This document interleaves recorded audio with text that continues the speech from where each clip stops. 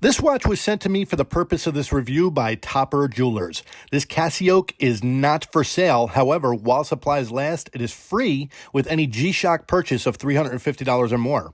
Go to topperjewelers.com, put an eligible G-Shock in your cart, and CasiOAK will automatically be added at no cost.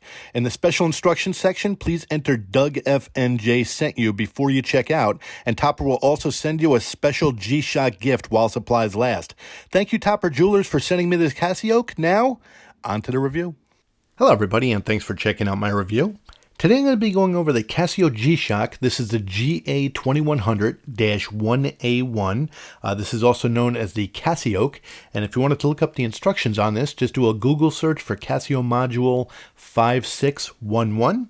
And getting into the box, it's the classic packaging here. It's the black box. It's got the barcode on the back, G-Shock logo on the top, and just simple information. And going into the box, you have the instruction manual. Once again, module 5611, and it's thick, but it's got multiple languages in here, of course. Casio International Warranty.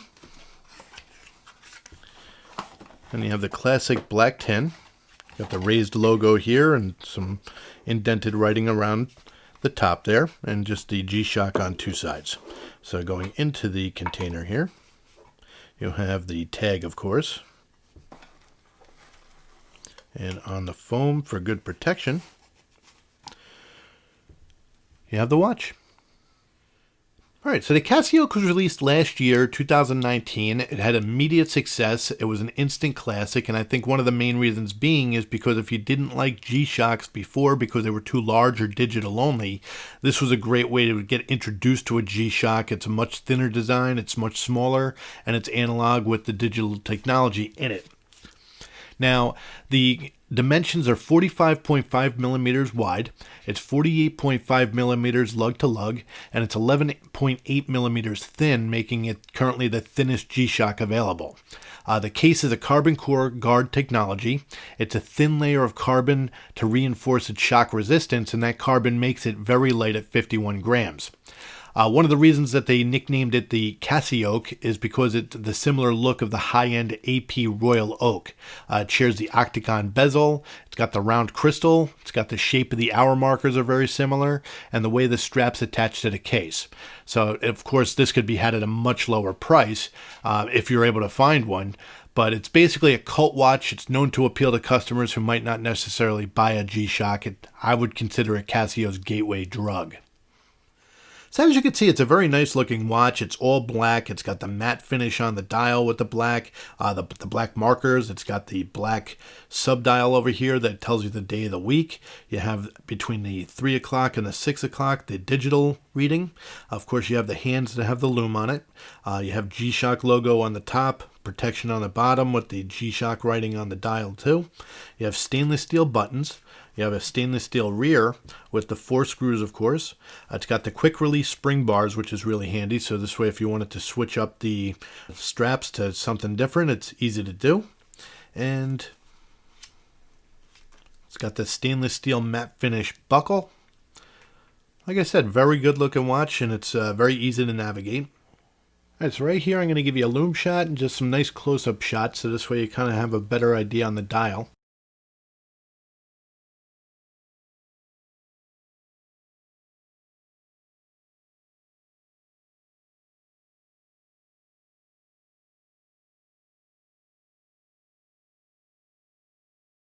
All right, so now I'm going to walk you through the module, and it's a really easy one to work with. First of all, if you press the bottom right button here, the start button, that can toggle between the date and the time on the top section of that screen, and then you got the seconds in the bottom portion. And if you go through the modes, the first mode is going to take you to the world time, so this will toggle you through the different time zones throughout the world. And then once you release it, it takes a couple of seconds, and then it shows you the time, and the seconds continues to run. There you go. And the next one up is the stopwatch. It's 1/100th of a second, 24 hours. So to get it to start, you just press the start button, bottom right hand. And to get it to stop, you press the start button again, and then you reset it by using the adjust button at the top left. And next up you have the 24-hour countdown timer, and it's also easy to use. You just press the start button to get it rolling, and you can press the start button again to get it to stop, and then you can reset it by pressing the adjust button. And to set the time on the timer, you press the set button, and you'll notice that the hands move out of the way, so this way you can work with it. And basically you can go up and down using the two right buttons here. So you can change the hours, the minutes of course, and the nice thing about this one is you can also set the seconds. Once you're done, you press the adjust button again, everything moves back to normal, and once again you press the start button to get it rolling, press it again to stop it, and then you can restart it by pressing the top left. And of course you have the alarms. You have 5 alarms. You have 1, 2, 3, 4, and then the 5th is the snooze. And then you also have the hourly time signal. And to be able to toggle the alarms on or off, once again you press that adjust button real quick, and that'll turn it on or off. And that's it for the modes. And setting the watch is really easy to do as well. All you have to do is press the adjust button until you hear the beep, and the first thing it'll ask you for is the region that you're in. So you could scroll back and forth on the region, and you could use the up and down on the right side there, and then you press the mode to go to the next portion there, and the daylight savings is on, off. Then you go to the next one, and you have the 12 and 24-hour format. That's for the digital display, of course. And then you can set the seconds. You can set the time, minutes,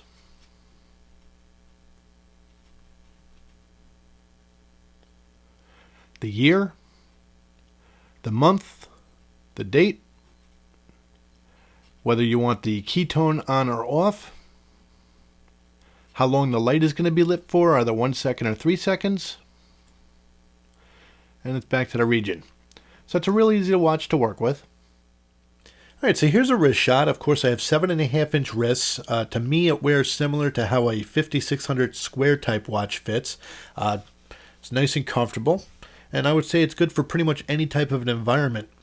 So that's the wrist shot. Alright, so now I'm going to give you a comparison. I'm going to give you some similar size watches and some larger size watches. I just want to kind of match these up with some of the more popular models out there. So the first one I'm going to match it up with here is the Edifice, and I'm going to go with the Edifice just because from a width and height standpoint they're very similar. Obviously they're going to wear different because one is steel, one is resin, and one's got a steel bracelet and the other one's got resin, but at least from a height and width standpoint, of course the Edifice is much thinner.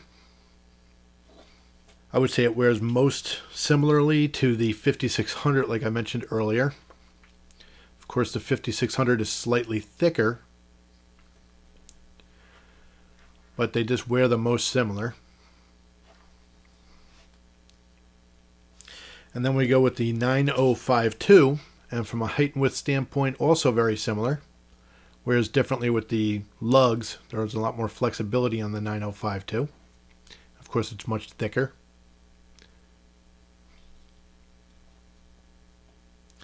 And then you got one of the newer ones here, the MTG, from an analog standpoint. And this is where it's getting a little larger, of course.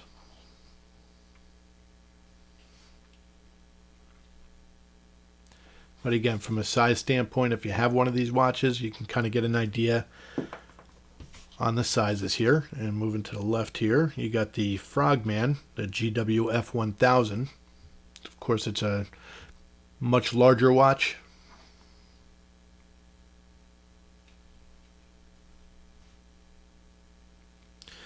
And then you got the big guy, the Rangeman.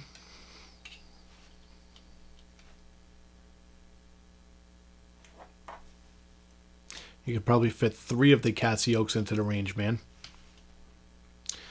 And that's it for the comparisons. All right, so that's my review on the CasiOAK. It's a great watch, very versatile. You can pretty much wear it in most environments. I want to thank Topper Jewelers once again for sending this watch out to me. So if you're purchasing something from them, please put Doug FNJ sent me in the special instructions section of the cart, and they'll send you something nice. So if you like this review, please press like. If you really like it, please subscribe and hit the bell for notifications on future reviews. You can find me on Twitter at DougFNJ. And of course, you can find me at a great website called WatchUseek.com. You can find lots of information on G-Shocks and many different types of watches, all different brands, and it's a great group of people. So I want to thank you once again for checking out my review. Have a great day, stay safe, and thanks again.